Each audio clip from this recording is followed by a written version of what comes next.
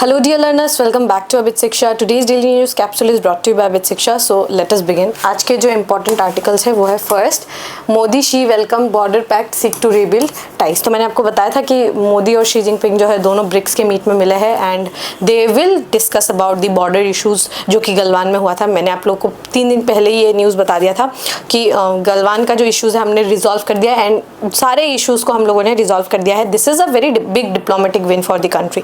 सो ये बहुत इंपॉर्टेंट रहेगा कि अब देखते हैं कि आगे further what Modi and Xi Jinping will do for the greater good of both the countries. ठीक है। सेकेंड है BRICS nation should strengthen financial integration says Modi. तो ब्रिक्स का मीटिंग चल रहा है तो न्यूज़ आर्टिकल्स भी ज़्यादातर ब्रिक्स के ऊपर ही है। So this is second news. Third is PM Shri scheme. ठीक है, ये एजुकेशन के ऊपर मिनिस्ट्री ऑफ एजुकेशन का ये एक सेंट्रली स्पॉन्सर्ड स्कीम है, इसके बारे में हमें जानना होगा। पीएम श्री स्कीम के बारे में काफ़ी इंपॉर्टेंट स्कीम रहता है। And fourth is 4 million people to be moved out of Dana's path in Odisha. ठीक है, ओडिशा में जो है ये 1 मिलियन जो लोग हैं उनको मूव आउट करवाया जाएगा क्योंकि बे ऑफ बंगाल में एक और साइक्लोन जो है वो आ रहा है। ठीक है, so this all are important news of the day. Let us begin.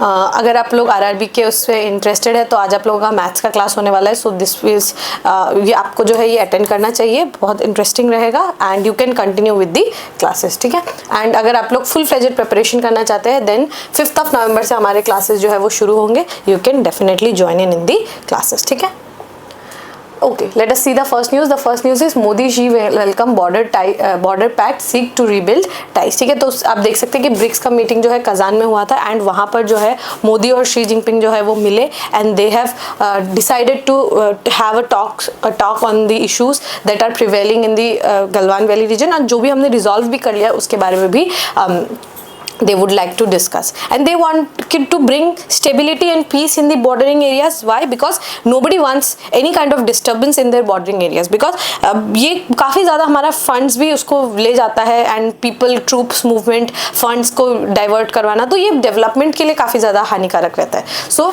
ये जो है यहाँ पर डिस्कशन हो रहा है, this is actually important and LAC जो है हमारे थोड़ा जो वहाँ पे मिलिट्री जो स्टैंड ऑफ होते रहता है इन एलएसी दैट उसको हमें रोकना होगा। ठीक है, उसको हमें रोकना होगा। It will be beneficial for both the bigger countries in the south Asian region. दोनों कंट्रीज के लिए यहाँ पर इंपॉर्टेंस है कि दोनों जो है काम करे टू स्टॉप द इशू। जो एलएसी में जो इशू है वहाँ पर ही हमें रोकना चाहिए because LAC is one of the longest borders जो कि अनडिफाइंड बॉर्डर है। ठीक है, अभी भी टू बी रियली ऑनेस्ट ये बॉर्डर जो है अभी तक डिफाइंड नहीं है अच्छे तरीके से कि ये वाला पार्ट जो है चाइना का इंडिया। और ये स्पेशली हमारे कंटेक्स्ट में और ज़्यादा इंपॉर्टेंट हो जाता है because both of the countries are nuclear capable countries and both of the countries are big countries, developing countries and very powerful countries in their own ways. ठीक है, इसीलिए ये इंपॉर्टेंट हो जाता है कि इस टाइप के इशूज़ को हम रोक के रखें specially in this very turbulent period where 2 wars are going in place and we have to show others also कि how despite being थोड़ा एलियन थोड़ा enemy countries we have resolve this order. So ये कहीं ना कहीं एक बहुत अच्छा मूव है not only for India and China but also for the other world जो कि फाइट्स एंड लड़ाई वगैरह में इन्वॉल्व है उनके लिए बहुत अच्छा एक मैसेज जा रहा है कि see we have solve this issue with China. ठीक है, with China we have resolved this issue continuously, we have been trying to resolve this issue and we have resolved this issue due to our persevered जो हमारा persevered diplomacy है उसके through हम लोगों ने ये इशू को रिजॉल्व किया है and this shows a mark of the diplomacy also and shows the power of diplomacy कि आपने कोई बम नहीं फेंके, कोई आपने एक दूसरे से कम्युनिकेशन जो है वो कट ऑफ नहीं किया, आप मिले, आपने कोशिश की, आपने रिजॉल्व किया, you have tried, you have communicated, we have resolve this issue. Understood? So यहाँ पर इशू जो है उसको रिजॉल्व कैसे किया गया ये यहाँ पर आपको देख के काफ़ी अच्छा लगेगा एंड जो स्टैंड ऑफ हुआ है उसके बाद 4 साल बाद जो हम लोगों ने इसको इशू को रिजॉल्व किया and we have stabilise the relation between India and China. This is the diplomatic win जो हम लोग इसको समझ सकते हैं। तो यहाँ पर वही सेम बात लिखी गई है कि जो मिलिट्री स्टैंड ऑफ हुआ था उसके बाद हम लोगों ने सारे ट्रूप्स को विड्रॉ कर दिया, both the countries have withdrawn their troops. और वहाँ पर क्या है, हमारा प्रायोरिटी क्या है, पीस एंड स्टेबिलिटी। दोनों कंट्रीज का प्रायोरिटी क्या है, that we have to bring peace, we have to bring stability. ठीक है, तो पीस और स्टेबिलिटी जो है यहाँ का हमारा मेन मोटिव है अभी। ठीक है। और अप्रैल 2020 के बाद जो है अभी हम लोगों ने शांति लाया। Maintaining peace and stability on border should remain our priority. Mutual trust, mutual respect, mutual sensitivity should remain on the basis of our relationship, he added. ठीक है, तो हमारा क्या है, शांति बनाए रखना, स्टेबिलिटी बनाए रखना, स्थिरता बनाए रखना, ये हमारा मेन प्रायोरिटी है। ट्रस्ट, रिस्पेक्ट एंड सेंसिटिविटी जो है वो हमारे लिए इक्वली इंपॉर्टेंट है दोनों कंट्रीज के रिलेशनशिप के लिए। ठीक है, अगर आपने पंचामृत आपने जो है, अगर आपने हमारा जो हमारा नेहरू साहब ने रिलेशनशिप विद चाइना जो है वो अगर आप लोगों ने देखा हो हम लोगों ने, तो वहाँ पर बिल्कुल आपको पता चला होगा कि नॉन इंटरफेरेंस, ठीक है, नॉन इंटरफेरेंस जो है हमारा बहुत बड़ा प्राइमरी गोल था विद चाइना। ठीक है, तो यहाँ पर वो जो है हम लोग उसी रिलेशनशिप को आगे बढ़ाना चाहते हैं। ठीक है, in the talks held in the sidelines of ongoing BRICS summit in Kazan, the leader decided to restart dialogue mechanisms between foreign minister and their officials, stabilise and rebuild bilateral relations that have been suspended in most issues other than the border situation. मतलब ज़्यादातर जो हमारे relation है वो हम लोगों ने suspend करके रखा हुआ था, सिर्फ बॉर्डर जो इशू है उसको हम रिजॉल्व कर रहे थे। And now I think for them also it is high time कि वो जो बाकी डिस्कशन है उसको भी शुरू करें। ठीक है, the task special representative on border question national security adviser Ajit Doval and Chinese foreign minister and senior politburo minister of Chinese communist party Wang Yi were to meet at an early date to take forward larger question of resolving border dispute। तो सारा जो है dispute को हम resolve करके and we can hold talks। ठीक है, this is the important news of the day। ठीक है, नेक्स्ट है BRICS nation should strengthen financial integration says Modi. तो यहाँ पर क्या है, ब्रिक्स जो है अगर आप देखें यहाँ पर कितनी सारी कंट्रीज जो है, स्पेशली जो ग्लोबल साउथ की जो कंट्रीज है वो यहाँ पर काफ़ी ज़्यादा इस प्लेटफॉर्म पे एक्टिव रहते हैं and they try to promote each others interest जो है ऑन दी ग्लोबल प्लेटफॉर्म। ठीक है, आप देखेंगे रशिया है, चाइना है, इंडिया है, see three big countries they are involve in, and specially South Africa and Brazil also for that matter. All the countries are voice of the global south. If we keep Russia aside, बाकी सारी countries तो global south की है and यहाँ पर उनका जितना issue है उनको वो बिल्कुल आगे फोर फ्रंट पे लेकर आना चाहते हैं ताकि एक better good of the society के लिए, greater good of the society के लिए वो काम करे। एंड यहाँ पर क्या है कि फाइनेंशियल इंटीग्रेशन यहाँ पे सबसे बड़ा काम होना होगा, बिकॉज अगर हम देखें it's almost around 40%, not 40 but 20-25% जो है ऑफ GDP जो है यहाँ पर आपको देखने को मिलेगा। ये 5-7 नेशन में जो है 20-25% ऑफ GDP जो है यहाँ पर देखने को मिलेगा। तो we have to strengthen the financial institution and financial integration भी होना चाहिए। ठीक है, अगर जैसे गुड्स एक्सपोर्ट इम्पोर्ट्स है, ठीक है, इंटरनेशनल ट्रेड में वो जो है एक इम्पैक्ट हम ला सकते हैं। ठीक है, सो यहाँ पर फाइनेंशियली अगर हम इंटीग्रेट होंगे तो हम जो ये इश्यूज़ है, जो ऑन गोइंग इश्यूज़ है, ठीक है, एस्केलेशन है, जैसे यूक्रेन में एस्केलेशन है, गाजा स्ट्रिप में एस्केलेशन है, यहाँ पर एस्केलेशन होने के कारण क्या हुआ है कि जो फाइनेंशियल जो मोबिलिटी है उसमें बहुत बड़ा इम्पैक्ट है। अगर मैं आप लोगों को याद हो, मैंने आपको बताया था कि किस तरीके से रेड सी में जो मूवमेंट है वो कम हो गया, सुई कैनाल में जो मूवमेंट है वो कम हो गया। तो उसकी वजह से क्या होगा कि ग्लोबल इन्फ्लेशन आता है। ग्लोबल इन्फ्लेशन की वजह से क्या होता है कि हमारा जो फाइनेंशियल स्ट्रेंथ है वो कहीं ना कहीं कम हो जाता है। जैसे फ्यूल का प्राइसेस सडन इंक्रीज हो जाएगा अगर इस टाइप से, अगर इजराइल और अदर इस्लामिक कंट्रीज के बीच में युद्ध रहा तो फ्यूल प्राइसेस विल इंक्रीज। तो we have to not just ये 5-7 कंट्रीज जो अपने आसपास में आकर को मिल रहे हैं एंड दे आर डिस्कसिंग, वो नहीं देख के हमें ग्रेटर तरीके से भी देखना होगा। एंड कॉपरेशन जो है ट्रेड में, कॉपरेशन है क्रॉस बॉर्डर पेमेंट्स में, कॉपरेशन होगा, UPI को हम लोग पुश करना चाहते हैं। ठीक है, करेंसी स्वैप एग्रीमेंट्स वगैरह हमें ज़्यादा कराना चाहिए। ठीक है, agreements, trade agreements, bilateral trade agreements, trilateral trade agreements, multilateral agreements. ठीक है, तो ट्रेड एग्रीमेंट्स जो है वो हमें ज़्यादा करना चाहिए। एंड क्योंकि ये एक इम्पॉर्टेंट एक इंस्टीट्यूशन है तो यहाँ पर हम ज़्यादा इंटीग्रेट जो है वो एक दूसरे के साथ कर सकते हैं। ठीक है, तो यहाँ पर वही लिखा है, India favours greater financial integration among the member countries of BRICS grouping, Prime Minister Narendra Modi declared on Wednesday। यहाँ पर उन्होंने क्या बोला, he placed an uncompromising position on international terrorism। उन्होंने बिल्कुल हम जो है, हम जहाँ पर भी जाते हैं we curb terrorism because हमने झेला है वो मेनेस जो है, वो टेररिज्म का जो वो मेनेस है वो हम लोगों ने झेला है। ठीक है, और ब्रिक्स समिट में जो है ब्लेम क्या है किसको, इजराइल को, ठीक है। और यहाँ पर क्या है, ब्रिक्स के जितने कंट्रीज है ना, उन्होंने बिल्कुल इजराइल को जो है ब्लेम कर दिया है, ब्लेमिंग डाला है, बट हमने अपना डिप्लोमेसी अगेन मेंटेन करते हुए क्या है, हम लोगों ने टेररिज्म को जो है वहाँ पर वी हैव सेड कि टेररिज्म जो है वो नहीं होना चाहिए, ठीक है। We welcome the efforts to increase financial integration among BRICS countries, trade in local currency होना चाहिए, ठीक है। जैसे रूपी रूबल हमारा बहुत ज़्यादा होता है, ठीक है। रशिया के साथ हमारा बहुत लोकल करेंसी में ट्रेड जो है वो चलता है, ठीक है, रूपी एंड रूबल में, ठीक है। And smooth cross border payments will strengthen our economic cooperation. The UPI जो है developed by India is a huge success story and has been adopted in many countries. जैसे यूएई में जो है UPI चलता है, ठीक है।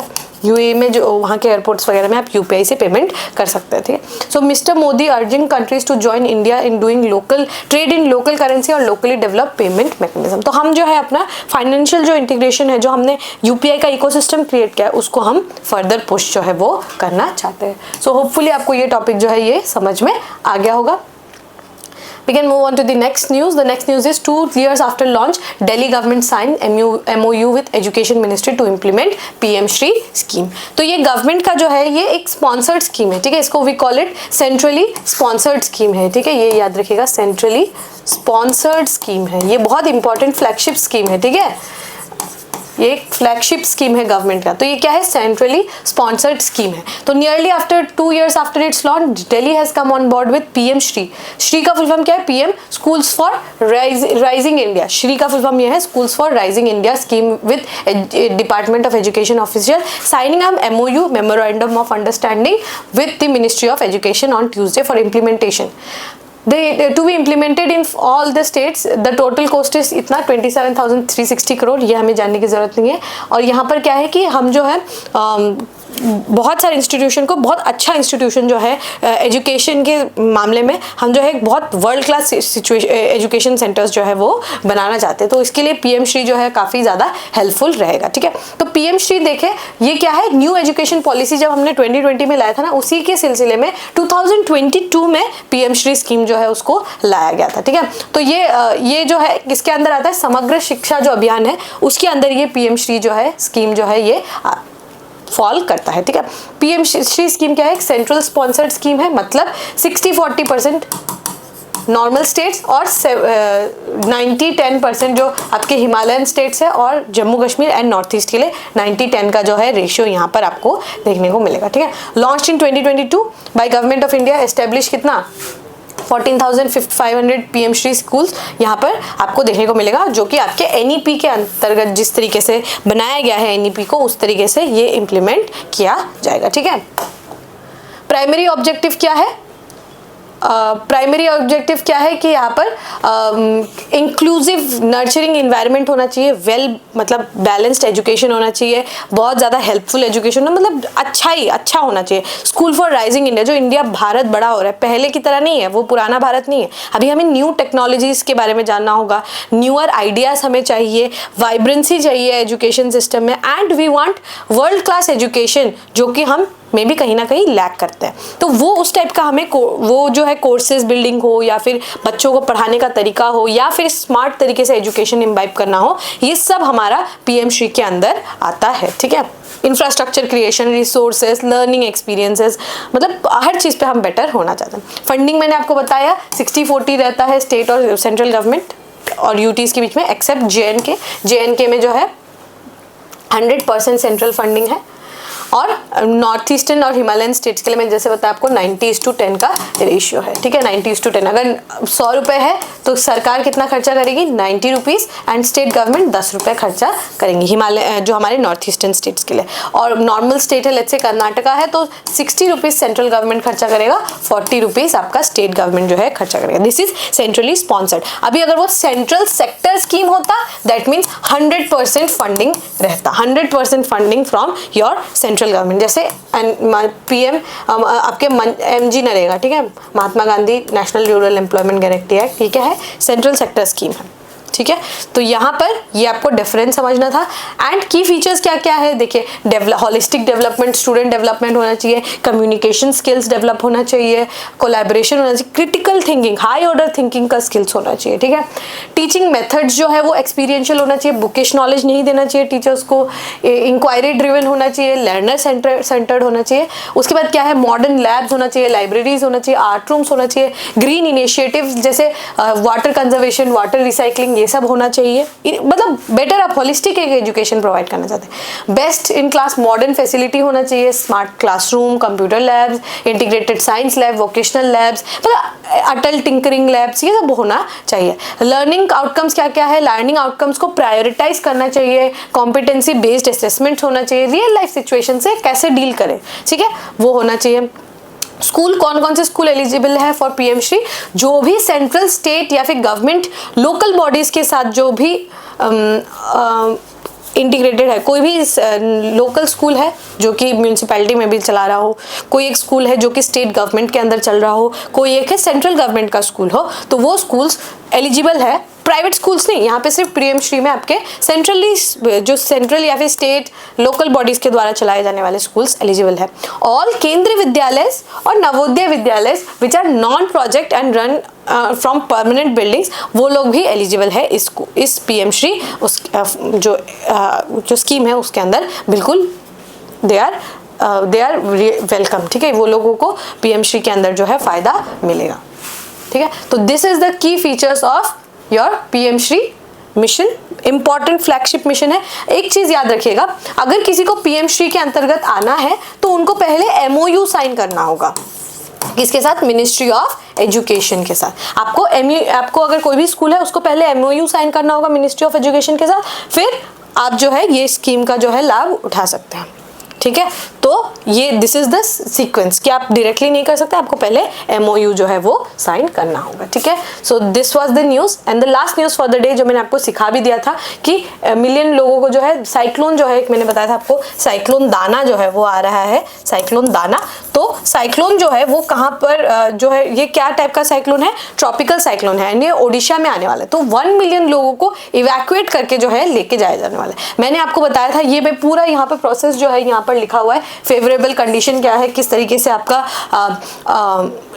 आपका साइक्लोन बनता है एंड क्या क्या सिचुएशन है, ये मैंने आप लोगों को लास्ट क्लास में सब समझाया था। जैसे 27 डिग्री सेल्सियस होना चाहिए, प्रेजेंस ऑफ कोरियोलिस फोर्स होना चाहिए, मिनिमल वेरिएशन होना चाहिए वर्टिकल विंड स्पीड में, लो एग्जिस्टिंग प्रेशर एरिया होना चाहिए, एक अपर सर्क्यूलेंस या अपर डाइवर्जेंस होना चाहिए, ये सब मैंने आप लोगों को सिखाया था, ठीक है। यहाँ तक मैंने आप लोगों को समझाया था। लेकिन ये एक चीज़ है जो मुझे आप लोगों को बताना है कि बे ऑफ बंगाल में ही क्यों ज़्यादातर बनता है, ठीक है। बे ऑफ बंगाल में क्यों ज़्यादातर बनता है, पहले तो है because it is a big open sea, ठीक है, एक ओपन सी है, बहुत बड़ा समुंदर है, खाली है, ठीक है। दूसरा चीज़ क्या है, यहाँ पर बिकॉज ट्रॉपिकल एरिया में है, धूप अच्छी पड़ती है, गर्मी, सी सरफेस टेम्परेचर जो है बहुत जल्दी गर्म हो जाता है, अच्छा सिचुएशन है, ठीक है, ट्रॉपिकल एरिया है। तीसरा बात क्या है, इन्फ्लक्स ऑफ फ्रेश वाटर है, बहुत ज़्यादा फ्रेश वाटर आता है, इन्फ्लक्स ऑफ फ्रेश वाटर, जैसे आपकी ब्रह्मपुत्र रिवर, गंगा रिवर, सब आके बे ऑफ बंगाल में मिलती है। तो फ्रेश वाटर होने के कारण क्या है कि जल्दी जल्दी आपका इवेपोरेशन होता है और बादल जो है जल्दी जल्दी फॉर्म होता है। चौथा बात क्या है कि कनेक्शन है इसका, ठीक है, किसके साथ कनेक्शन है, आपके मलेशिया उस तरफ जो है आपको पैसिफिक ओशन जो है देखने को मिलेगा, ठीक है। इंडोनेशिया के आसपास जो है पैसिफिक ओशन के साथ ये ज्यादा कनेक्टेड है, ठीक है, because you will if you see the map of your bay of Bengal, तो उसके बाद क्या है, इंडोनेशिया शुरू होने लगता है, वहां पर आपका पैसिफिक ओशन आ जाता है, इंडियन ओशन खत्म होकर पैसिफिक ओशन आ जाता है। तो वहां पर क्योंकि ज्यादा फॉर्मेशन होता है आपके इन साइक्लोन्स का, तो हवा जो है उस साइक्लोन को पुश कर करके, वेव्स जो है पुश कर करके आपके बे ऑफ बंगाल की तरफ ले आती है एंड ये एक बहुत फेवरेबल सिचुएशन रहता है। तो वो क्या करता है, हमारे बे ऑफ बंगाल के जो रीजन है वहां पर हिट करता है, ठीक है। तो ये कुछ 3-4 रीजंस है जिसकी वजह से बहुत ज्यादा फॉर्मेशन होता है बे ऑफ बंगाल में आपके ट्रॉपिकल साइक्लोन्स का बहुत ज्यादा फॉर्मेशन होता है in bay of Bengal because of these few reasons, ठीक है। तो होपफुली आपको जो है ये कुछ इंपॉर्टेंट रीजंस है ये आपको क्लियर हो गया होगा, ठीक है। कोस्टल एरियाज में हिट करता है, इसीलिए सबसे ज्यादा इंपैक्ट भी आपके कोस्टल एरियाज में रहता है, ठीक है। दीज आर वायलेंट स्टॉर्म्स जो कि आपके वार्म ट्रॉपिकल ओशंस पे बनता है, और वो क्या अपने साथ हैवी रेनफॉल लाता है, स्टॉर्म सर्जेस लाता है, बहुत ज़्यादा भयंकर जो है विंड्स लाता है, ठीक है। सो होपफुली आपको ये टॉपिक जो है ये क्लियर हो गया होगा। With this, we have come to end of today's daily news discussion. If you have liked this discussion, don't forget to give a like and write down in the comment section. We will meet in the next discussion. Till then, take care and thank you.